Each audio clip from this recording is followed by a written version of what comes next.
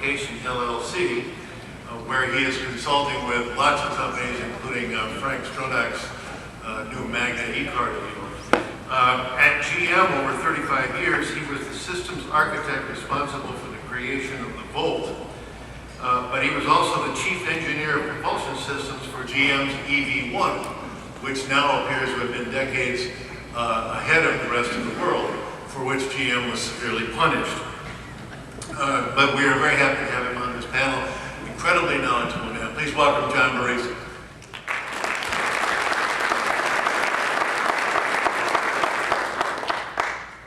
Well, thank you, and good morning. I'd like to pick up a little bit where Vince left off. If we look at just a short distance in front of us, 2020, there'll be about 1.1 billion vehicles in the global vehicle park. But that only represents 14% ownership of the population of the world for personal transportation. 86% of people still will not have them. They will not have that freedom Tony talked about, the ability to go anywhere, when and where they please. If we were to line up all those vehicles, bumper to bumper, they'd go around the world 125 times. That's a lot of steel, that's a lot of plastic, that's a lot of energy.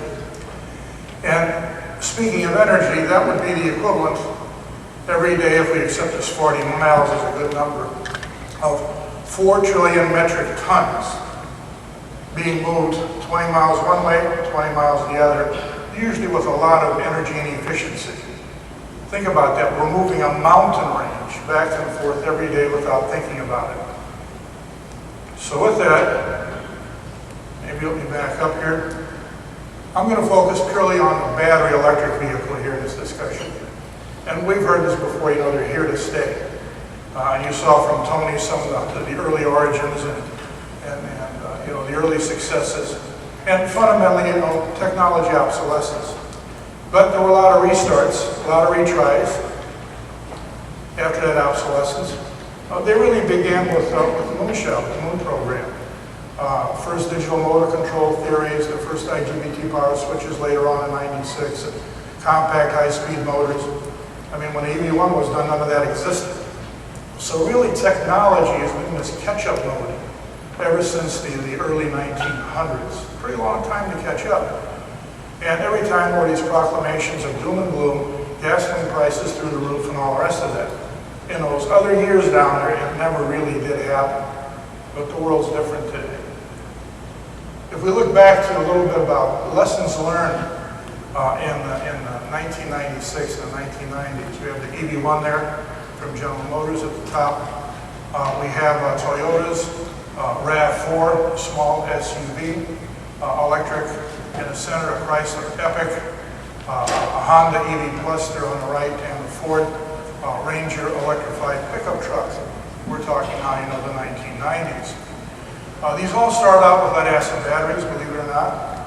A lot of money was spent on the EV1 to make it very light, a very, if you will, small, energy-efficient vehicle. We'll later see some of that may have been smart and not so smart. Interestingly, I'll diverge a little here. The EV1 and the Epic from Chrysler had lithium-ion batteries in it before it was all over. It had lithium polymer and had some of the early lithium ions, and even there were 2 Mitsubishi vehicles with Sony lithium ion. In those days, unfortunately, it was more fireworks than it was hurrahs with the vehicles. So my first early packs never made it off the laboratory benches. They'd catch fire before they could be shipped, thank goodness. So lithium ion took that 15 years or so to catch up. If we look at a very simplistic chart, you know, what was the value proposition we were offering to customers back in 1996? Everybody in their own mind, every person has some chart like this in mind for any product. At a certain function, performance, utility value, there's a certain dollar amount that goes with that, a certain amount of money. If you buy that function for less money, it's a great product. If you have a lesser product for more money, that's a pretty bad proposition.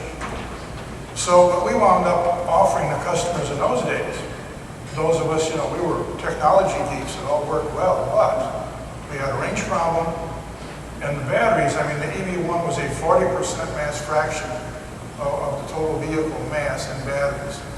So basically half the vehicle was battery, you know, over a half a ton, over a half a metric ton of battery. So you had seating problems. We could only do 2 seats.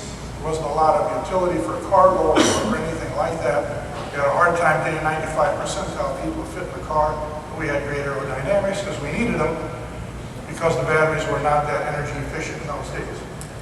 And so we gave you less range, less seating, less utility, and we gave you more money.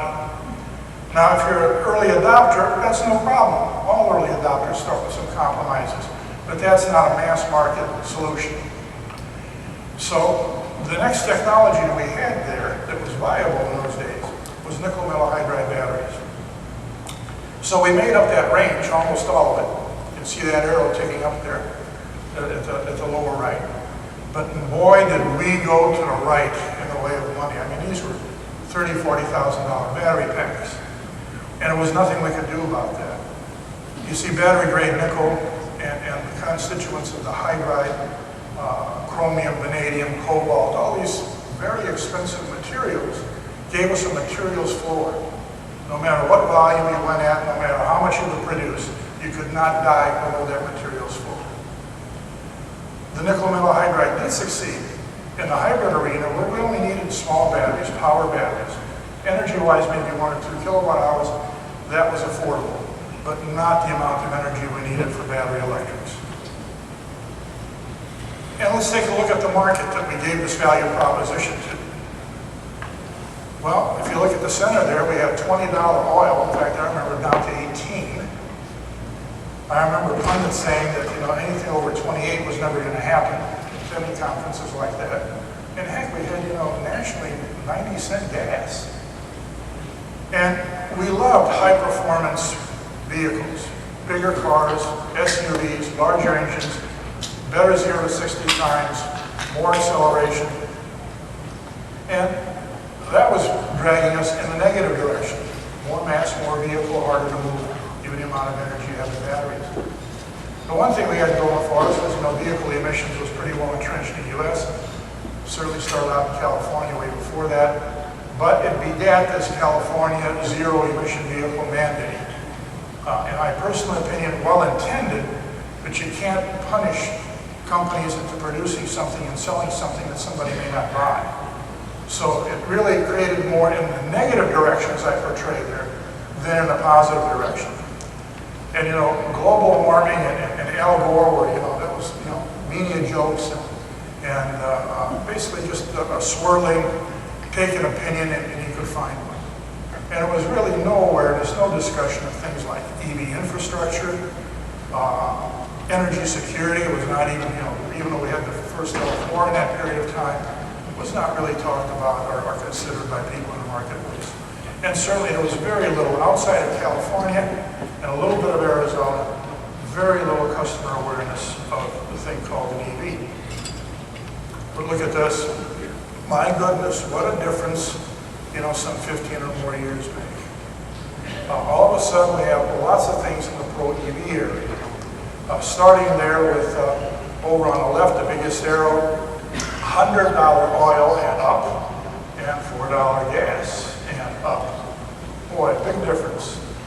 If we continue looking over there to the left, we still have the vehicle emissions issue, and both traditional and certainly non-CO2. And we also now, because of the CAFE, or corporate fuel economy requirements, we're now going to have to make everything lighter, smarter, more efficient. I don't care what propels it. And that's in a direction to support the energy efficiency needed for battery electric vehicles. The mandate, the mandate is still in place, but by now it's really set up to when is it possible to deliver technology and what type of technologies over what time frame, as opposed to gun to your head, you must do it or you will not sell cars in California, and if you do, we'll fine you. And certainly now global warming is recognized, you know, down to, you know, grade school level. Energy security is popped right up there.